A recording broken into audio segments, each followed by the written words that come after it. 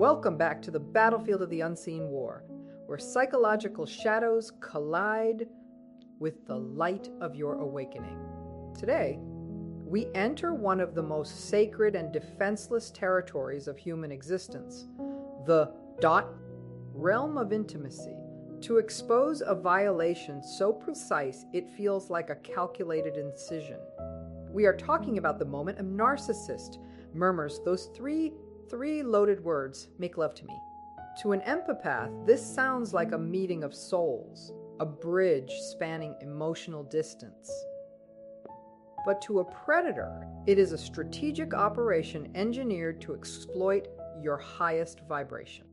Pay close attention, because when a narcissist asks for this connection, something devastating occurs so quickly that your heart barely registers the betrayal before everything goes dark. Picture the scene. The lights are dim.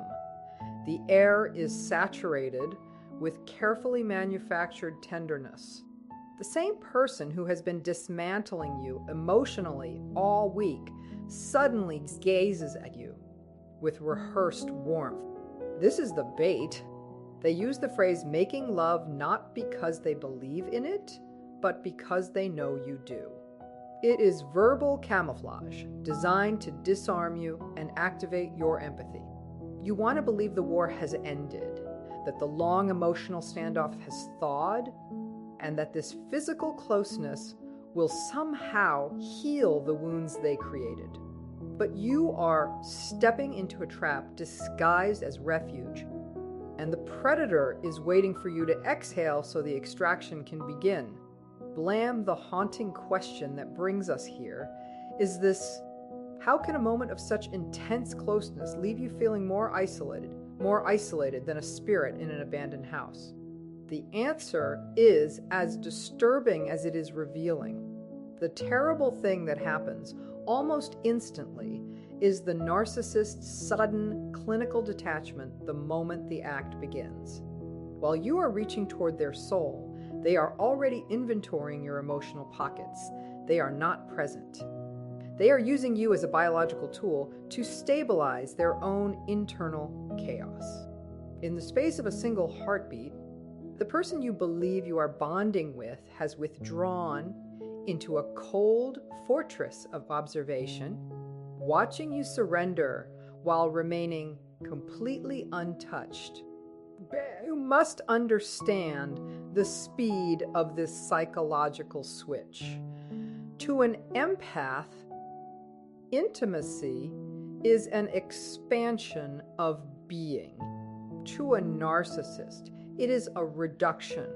The instant you offer vulnerability, the narcissist experiences a surge of power.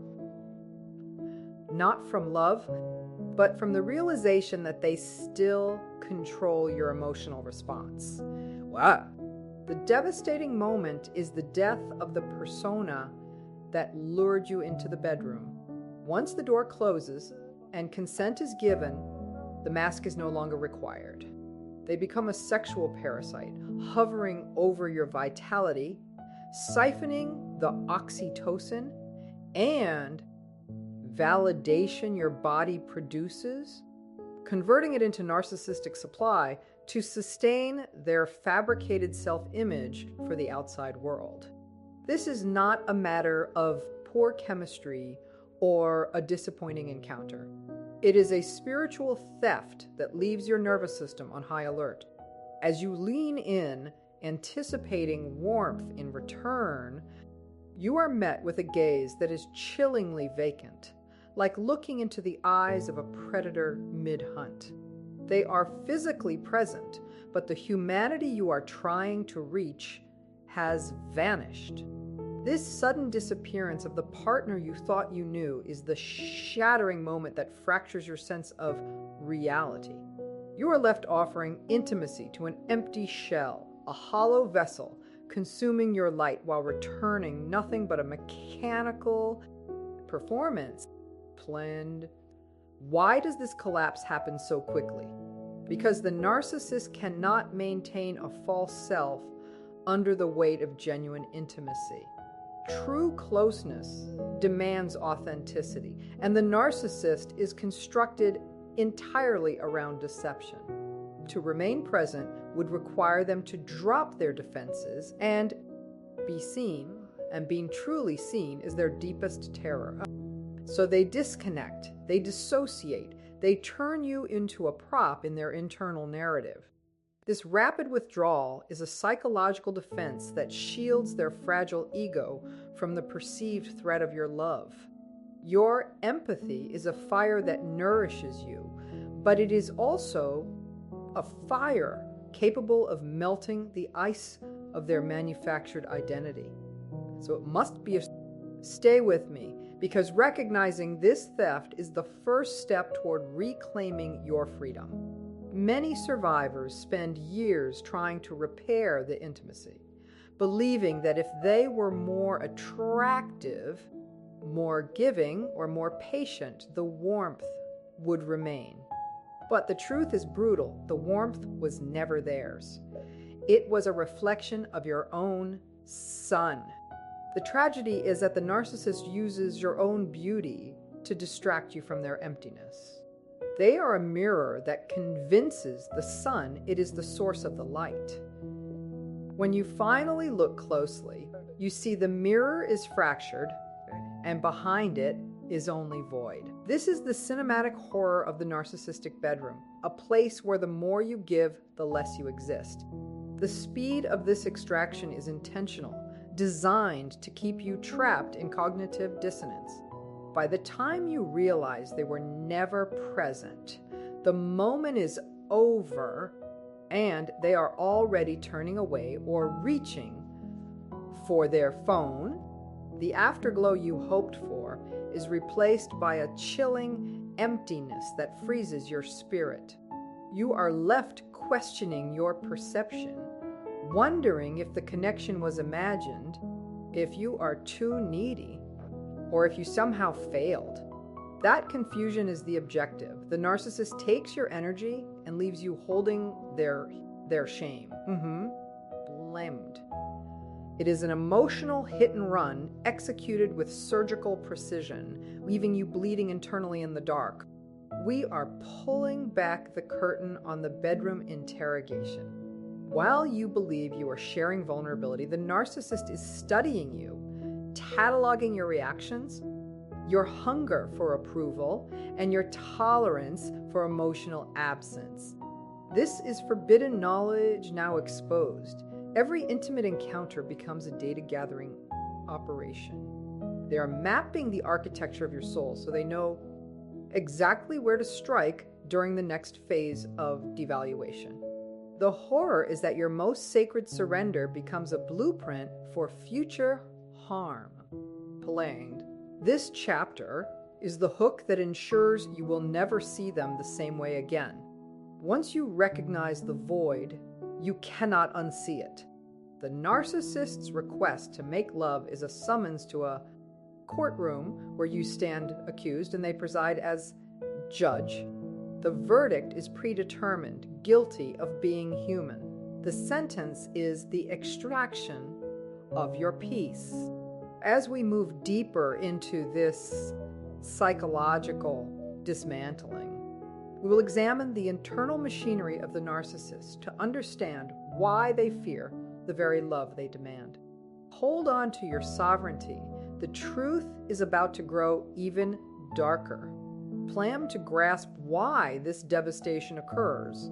We must dissect the inner mechanics of the narcissistic mind. At their core is a vacuum, a silent, lightless chamber of buried shame and self-loathing. They do not possess a self to share with you. They only have a mask to present.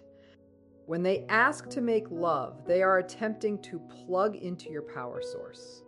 They are like a city without a generator, frantically running an extension cord to your heart. But their wiring is defective. The energy you give does not create light. It overloads the system. They are not seeking a partner. They are seeking a battery. The narcissist's terror of engulfment is the final metaphor we must confront. To them, your empathy is an ocean. They want to sit on the edge, the shoreline, and observe the waves from a safe distance. But the instant they step into the water, into true intimacy, they experience it as suffocation. Your emotional depth threatens their sense of control. They are convinced that if they allow closeness, you will overwhelm them, or worse, expose the small, frightened child hiding behind the grandiose mask. And so the terrible fact, they sever the connection mid-act to reassure themselves that they remain autonomous, dominant, untouched. It is a preemptive strike against the danger of being genuinely loved. This is the dissociative switch. Have you noticed how during intimacy, the narcissist seems to disappear? Their eyes dull, or they fixate on technique rather than presence. That's because they've exited the shared reality and retreated into a private fantasy. In that fantasy, they are the star, and you are merely a supporting role, there to provide validation and applause. They are not making love with you. They are using your body as an instrument for release and ego reinforcement. The devastating truth is the complete objectification of your essence. You are being consumed, not cherished, and the speed of this shift is brutally efficient. Land. We must confront the narcissist's envy of the empath. They witness your ability to experience transcendence through intimacy, and it ignites their sense of inferiority. On some level, they know they are emotionally colorblind while you perceive an entire spectrum. And because they cannot possess what you have, they seek to ruin it. If they can't feel the magic, they will make sure you don't either. By withdrawing their presence instantly, they steal your joy and replace it with emptiness. It is scorched earth strategy. They would rather burn the temple of intimacy to the ground than allow you to enter it without crowning them as the deity. Picture a predator that imitates the cry of an infant to draw a caregiver into the open. That is the narcissist using vulnerability as bait.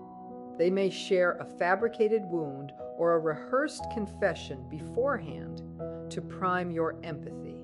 They want you to feel protective, indispensable, like only you can save them. This emotional priming ensures that when intimacy begins, you are giving everything. And the terrible thing is that the moment they feel the surge of your devotion, they shut the gate. They've received the proof they wanted. The transaction is complete. The provider is no longer needed. Lambda inside the narcissist is a storm of paranoia. Even in the act, they are interrogating your intentions. Why are you so giving? What do you want? Are you trying to control me with love? This inner cross-examination prevents presence. The terrible thing that happens so fast is this silent trial. They are evaluating your body, your reactions, your emotions against an impossible ideal. You are being scored in an exam you never agreed to take, and because you are human, failure is guaranteed. Consider the black hole metaphor. A black hole generates no light of its own, so it survives by devouring stars. When the narcissist asks for intimacy, they pull you into their gravitational field. The terrible thing is the distortion of your identity. As you near the event horizon of their emptiness, you begin to lose form. You stop being yourself and start becoming what they require. You are stretched to patch the void in their psyche, but the void has no bottom. No amount of closeness will ever satisfy it. You starve in a room full of artificial nourishment because the food is fake and the space has no air. Blamed, the hidden agenda is dominance. To the narcissist, sex is conquest. By inducing you to surrender emotionally and physically, they claim victory. The terrible thing is the trophy mindset. Once the conquest is secured, its value collapses. This is why devaluation so often begins in the bedroom. The game is over, and they are already searching for the next challenge. You are left holding an emotional bond that has already been liquidated in their internal economy. They wager on your pain to affirm their superiority. Manja there is also the narcissistic injury that occurs if genuine feeling briefly breaks through. If, for a split second, real emotion surfaces, it triggers internal panic. Authentic emotion is uncontrollable, and control is everything. The terrible thing that happens next is retaliation. To punish themselves for momentary humanity, they punish you with coldness, criticism, or cruelty immediately after. They must reinforce the boundary of the false self. They must prove that your love has no influence. The afterglow is replaced by psychological counterattack. This breakdown exposes the decay beneath the romantic invitation. You are not engaging with a wounded romantic. You are engaging with a malfunctioning system that uses intimacy as fuel for its maintenance. The true horror isn't detachment, it's dehumanization. Now we reach the turning point. This is where the empath finally sees the machine behind the mask, and when that happens, the power shifts. The shift begins the instant you realize that intimacy with a narcissist is not union. It is a spiritual autopsy, and you are the body on the table. The turning point occurs when your intuition finally outshouts your hope. You are in that supposedly sacred space, mid-act, and suddenly you awaken. You look at the person beside or above you and no longer see a partner. You see a stranger with vacant eyes. This is the psychological plot twist. For the first time, you dissociate not from fear, but from clarity. You recognize that the warmth is yours and the cold belongs to them. Clumdin, in a single silent breath, the power dynamic reverses. And when the empath stops generating heat, the narcissist's supply is cut off mid-feed. This creates a system failure. They feel the withdrawal instantly. You are still physically present, but your essence has exited. You are no longer reaching, pleading, or performing. You have become neutral in the one space they believe they ruled absolutely. And now the terrible thing happens to them. They are forced to confront your indifference. For the first time, they are the invisible ones. Their hunger meets silence. Their control meets nothing. Watch how they react when dominance collapses in the bedroom. They may intensify the performance, becoming aggressive, exaggerated, or theatrical. This is desperation. They are trying to provoke a response to rehook your nervous system. Like a hacker cycling through passwords, they attempt every tactic to regain access, but the server is offline. You observe them now, detached, like a researcher watching a subject trapped in its own maze. The hunter has become the observed. The menace dissolves. They may lash out verbally mid-intimacy. Why are you so quiet? What's wrong with you? You're killing the mood. This is the narcissistic injury speaking. They are offended by your... They need you to stay on script, and your silence is an act of rebellion. The terrible thing now is the final rupture. The last mask slips. They say something so cold, so cruel, or so disturbingly clinical that the illusion of love collapses completely. You are standing in the ruins of the relationship, realizing that the person you adored was never real, only a collage of reflections stolen from your own brilliance. The ghost has been exposed. This moment marks spiritual sovereignty. You recognize that your sexual energy is sacred currency, and it has been siphoned for years by an emotional pirate. By refusing the false connection, you reclaim your life force. A surge of power rises inside you, one that has nothing to do with them and everything to do with your truth. You are no longer embarrassed by your needs. You honor them by refusing to offer them to a predator. The bedroom is no longer a war zone. It becomes the exit ramp off the narcissistic highway. You drive forward while they shrink in the rearview mirror.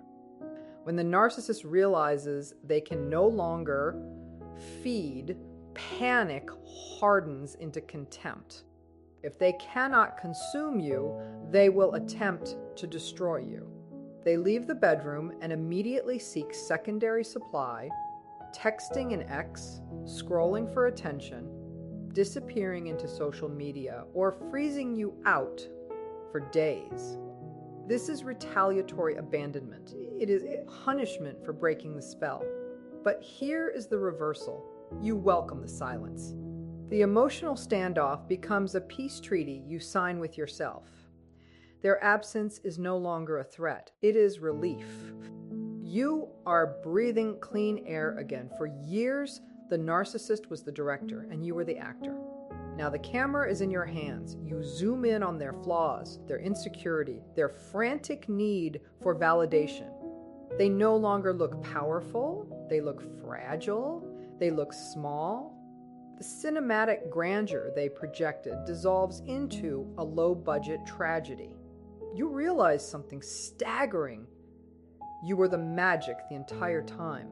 Without your empathy, the narcissist is just an empty shell sitting in a dark room. They will attempt to gaslight what just happened. You made it awkward. You're cold. You have intimacy issues. This is projection, their emptiness thrown onto you. But it no longer works. You've seen the machinery behind the mask. The gaslighting ricochets off your clarity like bullets off steel. You don't argue, you observe. And observation is fatal to narcissistic control. This is the point of no return. Once you've witnessed the terrible truth during intimacy, you can never unsee it. Every touch becomes mechanical. Every compliment sounds transactional. Every invitation feels like a summons to another extraction. You've cracked the code. The trauma bond is disintegrating at the cellular level. You are vibrating at a frequency they cannot reach. The predator starves in the presence of nourishment they are forbidden to touch. The turning point is absolute. As the collapse begins, remember this: the narcissist's rage is their last defense. When they lose control, they burn everything. They attack your reputation, your relationships, your sanity. But they strike from weakness. You stand on the high ground of truth. The terrible thing that happened so fast was not your destruction. It was the beginning of the end. But now comes the collapse. Planned. When the narcissist can no longer siphon your empathy, the false self caves in under its own weight. This is narcissistic mortification. It is a psychic death far more unbearable than physical pain. Emotional regulation disintegrates. They swing between black depressions and explosive fury, exposing themselves publicly. The mask isn't slipping, it's melting, revealing something grotesque beneath. They are exposed. The fallout is swift. Starved for supply, they become reckless. Boundaries vanish. They overreach with friends, coworkers, strangers. They become that person, the one people quietly avoid. The charm that once captivated you now feels thin, desperate, unsettling. Others begin to notice the hunger in their eyes. Their social web starts to unravel. They are being erased from relevance, and irrelevance is the hell they have feared all their lives. From their panic shows in their body, they look drained, gray, brittle. The energy they stole from you was the only thing animating them. Now that the cord is cut, they wither. Like a vampire denied blood, they decay in daylight. They choke on their bitterness.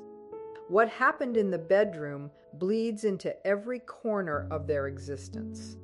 They are drowning in the cold water they created. Grandiosity turns pathetic. The ego becomes a sinking ship. Watch what happens with their new supply. They scramble for replacement, but it's diluted. Quantity replaces quality. They attach to fractured people with nothing to give, and the collapse accelerates. Shame compounds failure. Every sexual encounter becomes compulsive, hollow, an attempt to numb the terror of emptiness. They fade into background noise, a ghost of a ghost. Intimacy collapses into extremes, sexual withdrawal or compulsive excess, both symptoms of profound disorder. They can no longer enter sacred space because they have desecrated it too many times. They are haunted by the memory of your indifference. They despise you for seeing them. They resent you for surviving them. Every touch they experience now is filtered through defeat. They are sentenced to live in emotional winter. The narcissist's summer is over. Here is the brutal truth.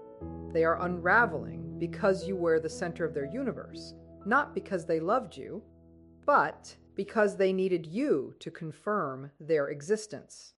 Without your reflected light, they have no outline. They are a shadow without a body. This realization marks the terminal phase of collapse. Palams, they may turn to addiction, compulsion, or self-destruction just to feel something, anything. They are searching desperately for sensation in a world that has gone numb. The pulse they tried to siphon from you, but the pulse is gone. You reclaim the rhythm of your own heart, and they are the ones flatlining. The social discard becomes visible. Their flying monkeys begin to defect. Conversations happen without them present. Stories are compared. Patterns emerge. The hidden knowledge of their abuse spreads quietly, then rapidly, through your shared world. The narcissist is exposed and pushed to the margins. They are forced to relocate, to change jobs, circles, even cities, searching for a place where their true face is still unknown. But the void travels with them. They are sentenced to reenact the same tragedy with a new cast of victims. Only now the reviews are worse. They are a low-budget villain in a world demanding truth with depth and substance. Then the collapse intensifies. Their rage fades into background noise. It no longer activates your nervous system. It no longer frightens you. You observe their outbursts with detached clarity. You see the wounded child behind the aggression, but you no longer confuse compassion with self-erasure. You understand that rescuing them would cost you your life, and so you stop. The collapse becomes final. The door closes. The deadbolt of your sovereignty locks, and the narcissist is left outside, screaming at a house that no longer belongs to them. Here is the brutal truth. The narcissist's life is a graveyard of abandoned bonds. They wander among the headstones of every empath they discarded, searching for one they can resurrect. But the graves are empty. We have risen. We have left. The narcissist is alone in the necropolis. This is the ultimate consequence of what they did. They destroyed the love that sustained them, and now they must coexist with its remains. The weight of their own character suffocates them. They are finished. And as you look upon the ruins of the predator, understand this: you are the victory. Vance, they tried to subtract you and accidentally multiplied you. They tried to break you and instead forged you. They tried to steal your soul and forced you to find it. Their collapse is not your tragedy. It is justice in motion. You are healing because you face the darkness without becoming it. Plan. Here is the luminous truth. The narcissist did not reject you. They failed the initiation into humanity. They were never worthy of the sacred gift of your vulnerability. The terrible thing that happened so quickly was not a loss. It was an intervention, an alarm that woke you from a nightmare you didn't know you were trapped inside. You reclaimed the keys to your inner temple, and the occupier was removed by the authority of truth. Reconnection arrives with certainty. You were never the problem. You were a feast evaluated by someone without taste. A masterpiece interrogated by a blind critic. The coldness in the bedroom was not a verdict on your desirability. It was a confession of their emotional incapacity. The case is closed. The subject is predictable. The system is dead. There is nothing left to analyze. Freedom is the release from trying to understand a being incapable of truth. Your power returns through self-love. Your sexual energy belongs to you. It is the creative force of the universe moving through your body. It was never theirs. They were merely siphoning the line. Now the leak is sealed. You generate your own warmth, your own joy, your own peace. Your nervous system heals as the predator starves. The silence in your life becomes fertile ground. New life grows where they tried to build a desert. The drawbridge is raised. The walls fall inward. The king screams from the battlements, but you don't look back. You step into a living forest, rich with breath and sound. The music swells. You are tuned to the earth's frequency, rooted, sovereign, untouchable. The predator is now a footnote in your story. You are the one who entered the void and returned with light. Healing unfolds. Your body relearns safety. False signals dissolve. You repair the part of yourself that was deceived. You forgive yourself for being human. You remember that vulnerability is not weakness. It is illumination. You build a new sanctuary. This time, the walls are truth, and the door locks from the inside. You alone hold the combination. You are safe. Hear this, survivor. You are not broken. You were harvested, but your roots were too deep. Regeneration has begun. Every cell is rewriting the narrative. You are no longer the victim of a sexual theft. You are the graduate of a spiritual initiation. You have left the school of shadows. You are now a carrier of light. Your voice calls others home. While you rise, the narcissist freezes. They are trapped in an endless loop, repeating the same script with different faces. They will never know genuine warmth. They will never experience peace born of integrity. They haunt the wreckage of their own making. Their punishment is permanence, to remain exactly who they are. You, however, are free to become anything. Desire returns. Spark returns. Touch becomes sacred again, reverent, mutual, alive. The sexual Cold War was a season, and the winter has ended. You are in bloom, radiant, intense, alive. The predator tried to devour your light and choked on your truth.